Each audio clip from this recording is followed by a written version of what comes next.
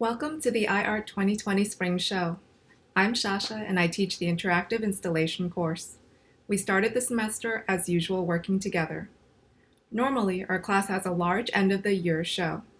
This year, due to the pandemic, the students adapted quickly and worked hard to use materials they had at home to create their projects. For the first time, we will hold our show online. The students of Interactive Installation present iArt 2020 Spring Show. Socially distancing, but still connected.